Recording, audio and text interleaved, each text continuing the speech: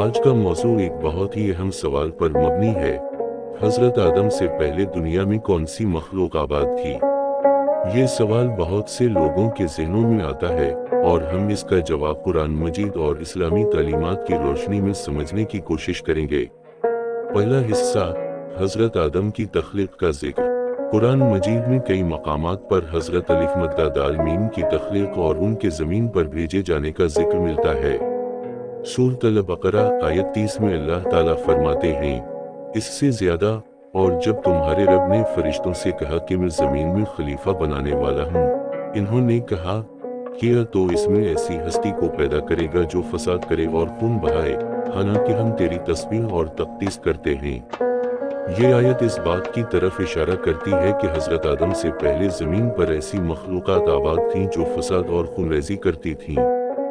دوسرا حصہ، جنات کا وجود۔ قرآن مجید کے مطابق حضرت الف مدہ دال میم سے پہلے جنات زمین پر آباد تھے۔ سورۃ الحجر آیت 27 میں اللہ فرماتے ہیں، اس سے زیادہ، اور جنوں کو ہم نے اس سے پہلے بے دعا آگ سے پیدا کیا۔ اس سے معلوم ہوتا ہے کہ جنات کی تخلیق حضرت الف مدہ دال میم سے پہلے ہوئی تھی اور وہ زمین پر رہتے تھے۔ تیسرا حصہ، فرشتوں کا سوال اور انسان کی تخلیق۔ جب اللہ تعالیٰ نے حضرت آدم کی تخلیق کا اعلان کیا تو فرشتوں نے زمین پر فساد اور خونریزی کے حوالے سے سوال کیا۔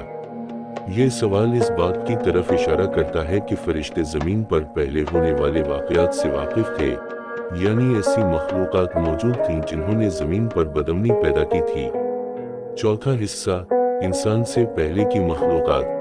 اسلامی علماء اور مفسرین نے اس بات پر غور کیا ہے کہ زمین پر جنات کے علاوہ بھی مخلوقات ہو سکتی تھیں، جیسے ایک، جنات زمین پر آباد تھے اور انہوں نے زمین میں فساد مچایا، جس کے بعد اللہ نے فرشتوں کو حکم دیا کہ انہیں سزا دیں۔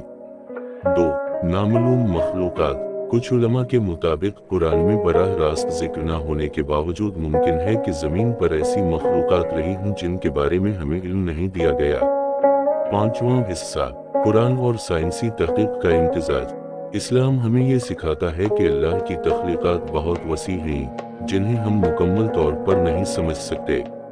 اس سے زیادہ سورۃ النحل آیت 8، اور وہ چیزیں پیدا کی جن کا تمہیں علم نہیں۔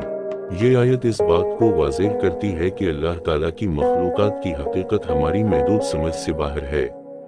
حضرت آدم سے پہلے زمین پر مخلوقات کے وجود کا ذکر ہمیں یہ سبق دیتا ہے۔ ایک، اللہ کی تخلیق کی حکمت بے مثال ہے۔ دو، ہر مخلوق کا ایک وقت اور مقصد ہوتا ہے۔ تین، انسان کو اپنی ذمہ داریوں کو سمجھنا اور زمین پر خیر پھیلانا چاہیے۔ اللہ تعالیٰ کی تخلیقات کو سمجھنے کی کوشش ہمیں اس کی عظمت کو پہچاننے کا موقع دیتی ہے۔ اگر آپ کو آج کی یہ گفتگو پسند آئی ہو تو اپنے خیالات کا اظہار ضرور کریں۔ جزاک اللہ خیرن۔